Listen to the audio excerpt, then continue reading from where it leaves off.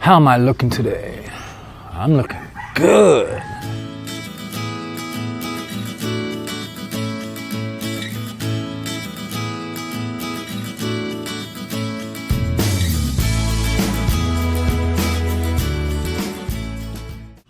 Hey, good morning, y'all. This is Ned over My Philippine Dreams, N to the E to the D over at MPD. I just wanted to relate and convey to you a quick story of something that happened the other night. It was actually quite funny. And if you've been in the Philippines, you've probably experienced this yourself. It's been quite rainy recently. It's been rather dull. It's been rather drab. The other day, we actually had a break in the weather. There was the Baguio that came through and it brought some nice weather behind it.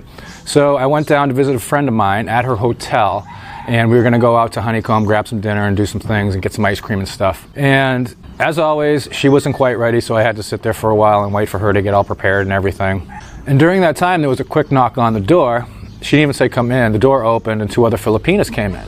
And come to find out, they were friends of hers that she had just met, and they just come by to say hi and do all that stuff. So they immediately sit down. Now, keep in mind that this is a small hotel room. I was sitting on the bed watching TV. My friend was getting ready.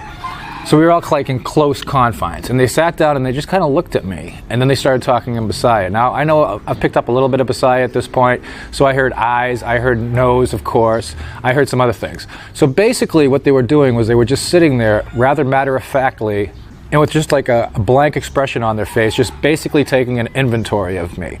And my friend came out, and she, had heard what they said, and she started to translate and all that stuff. And they had mentioned that they liked my eyes, my nose, and my dimples, because I've lost weight. I've lost the 20 pounds, so I think I have dimples now, which is cool. So of course, that was a big ego booster, being, a 50-year-old man with three 20-something, lovely Filipinas, and they're all sitting there basically taking your inventory and saying nice things about you. That's a good thing, right? But being a liberal, progressive socialist, I started to feel a little uncomfortable. I started to feel a little used. So what I usually do in situations like this, I retreated into my internal safe space. I have a safe space inside my head where I can sit and quietly, safely, and softly take an inventory of what is going on with me. So I did this, and it was basically around that time where I started to feel violated. I started to feel objectified, like they were looking at me like I was a piece of meat, like I was a sirloin steak and plastic wrap being evaluated by a would-be consumer. And again, you got to keep in mind my progressive views. And the feminists and the women have had to deal with this for years. The recent Harvey Weinstein and all the, the other stars being accused of all this crazy stuff, which is basically a result of objectifying people and using them towards your ends. So in truth, I felt a little violated. I felt a little upset about the situation. And then, as it often happens here, everybody starts to flirt and just talk and laugh and all that stuff. And they eventually left, and me and my friend, we went down to enjoy some time, as she says, down on the boulevard. And we went to Honeycomb, we went to Panda ice cream, had some fried ice cream. It was delicious. All right, yeah, so I'm being a little facetious about my response and how I felt about that. But it's interesting, again, being a 50-year-old guy and actually having people legitimately interested, I don't know if that's the word, in you or saying nice things about you. It's something that usually 50-year-old men don't experience when they're back in their home nations. And I think that's one of the things about the Philippines. They like our long noses. This right here does not serve me well when I'm back in the United States of America.